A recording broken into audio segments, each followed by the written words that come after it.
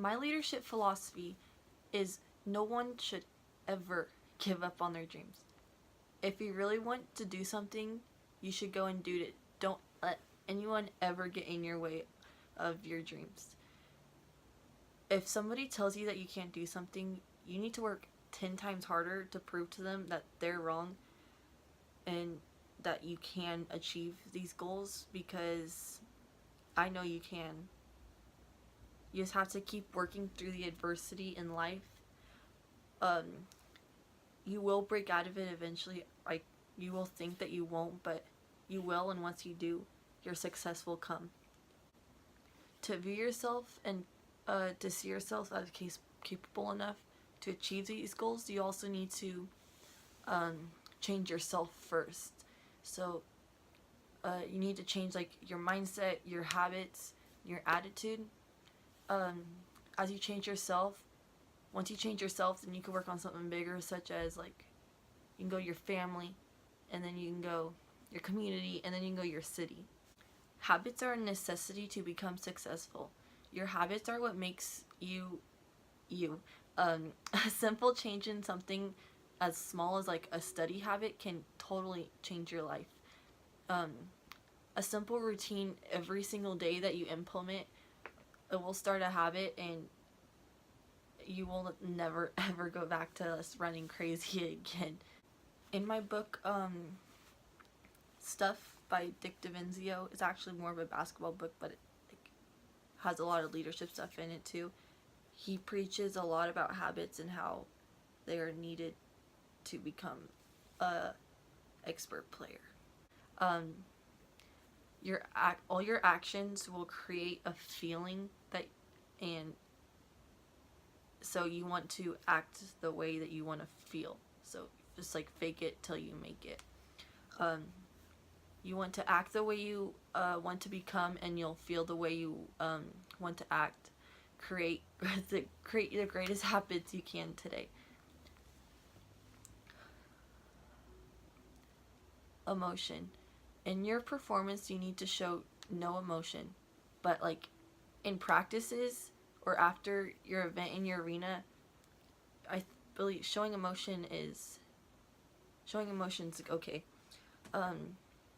I feel if you don't show any emotion after a competition or whatever thing you do, it shows that you don't really care, and that personally really bothers me. So that would get on my nerves. So it's like if you don't show any emotion, you should question your commitment on the event.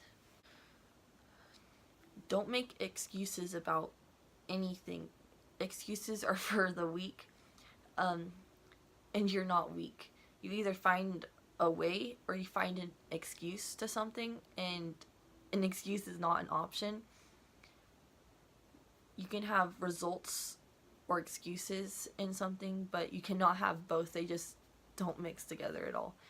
And nobody's too busy for something, but it's just how high it is on your priority list. So it's like you'll say you're too busy to do your homework, but you go hang out with your friends. It's just hang out with your friends is on a higher priority than your homework. Okay. So my whole time favorite quote is hard work beats talent when talent doesn't work hard. I'm not 100% sure who actually said this, but I know Kevin Durant like lives by it. He was drafted into the NBA by the Seattle Supersonics from Texas, and Texas wasn't necessarily a basketball school, you know. So being like, people don't get drafted to the NBA from Texas.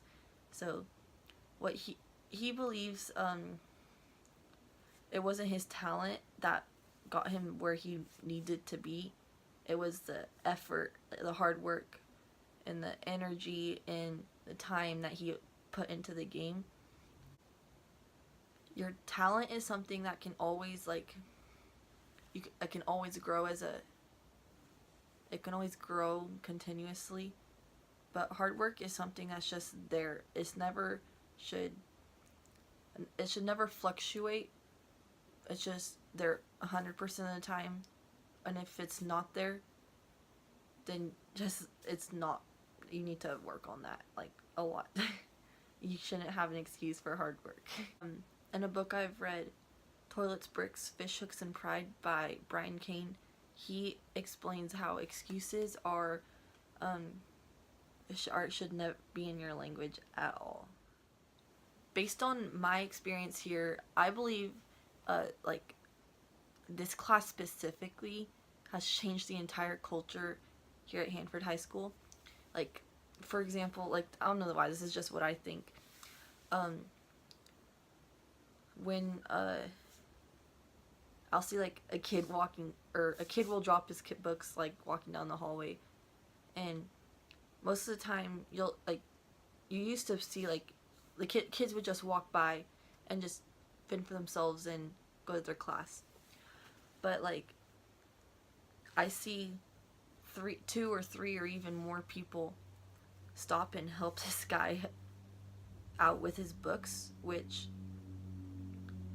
I really like, because the little things like this can change a person's entire day or even his like week in a positive way. You never know what anyone's going through, so treat people the way you would like to be treated.